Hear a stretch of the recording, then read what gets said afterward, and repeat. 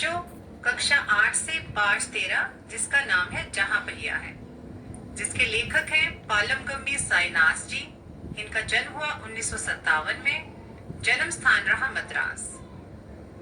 पालमगम्मी साईनाथ जी इस लेख द्वारा, जिसका नाम है जहां पहिया, एक साइकिल आंदोलन की बात करते हैं और तमिलनाडु क्षेत्र के एक प्रसिद्ध जिले में किस तरह से महिलाएं साइकिल के पहिए को एक आंदोलन का रूप देती हैं और किस तरह से स्वतंत्र होती हैं, अपने घर और समाज से बाहर निकलकर आत्मनिर्भर बनती हैं। साइकिल का पहिया एक साधन के रूप में प्रस्तुत होता है और उसका उपयोग होता है एक बहुत बड़े आंदोलन के रूप में, जहां पर पुरुष प्रधान समाज में पहले स्त्रियों को किसी भी तरह की स्वतंत्रता नहीं थी, कोई भी काम करने की या घर से बाहर जाकर कमाने की। लेकिन इस पहिए के द्वारा ही उनमें आत्मनिर्भरता जागी और उन्होंने अपने काम स्वयं करने आरंभ किए। अब वे बिल्कुल स्वतंत्रता से अपने कार्य करती हैं और उनमें एक नई आजादी का अनुभव या संचार हुआ है। साइकिल चलाना एक सामाजिक आंदोलन है क्या? लेखक ने प्रश्न उठाया है और कहा भी है कुछ अजीब सी बात है, क्योंकि एक साइकिल का पहिया किस तरह से समाज में बदलाव ला सकता है, एक आंदोलन का रूप ले लेता है। कुछ अजीब सी बात लगती है, क्योंकि पहले इतिहास में हम देखते हैं कि कितनी बड़ी बड़ी लड़ाइयां लड़ी हैं अपनी जंजीरों को तोड़ने के लिए, समाज के बंधनों को तोड़ने के लिए।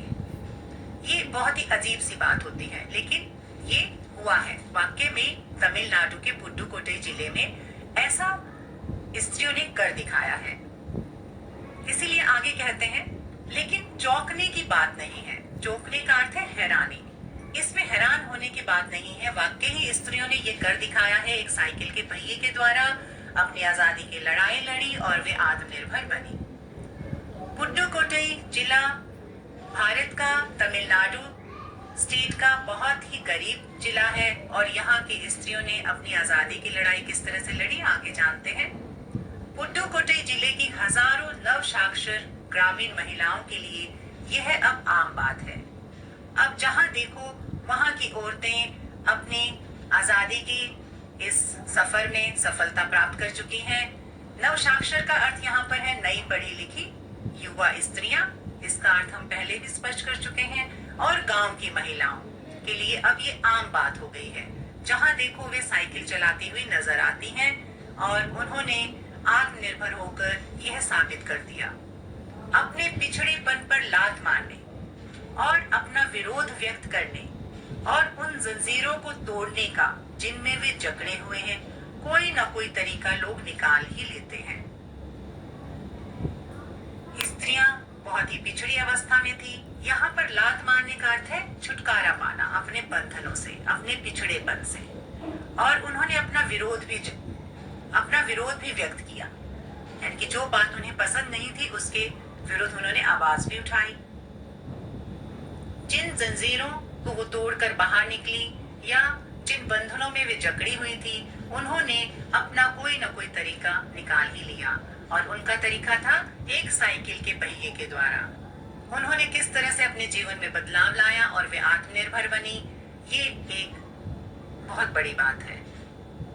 कभी कभी ये तरीके अजीबोगरीब होते हैं, जैसा कि इस रिपोर्ट में हमने जाना कि एक साइकिल का पहिया किस तरह से स्त्रियों की परिस्थिति में बदलाव लाता है, उनकी स्थिति को किस तरह से बिल्कुल बदल देता है। भारत के सर्वाधिक गरीब जिलों में से एक है पुडुकोट्टई। भारत के सबसे गरीब जिलों में तमिलनाडु का पुडुकोट्टई जिला माना जाता है।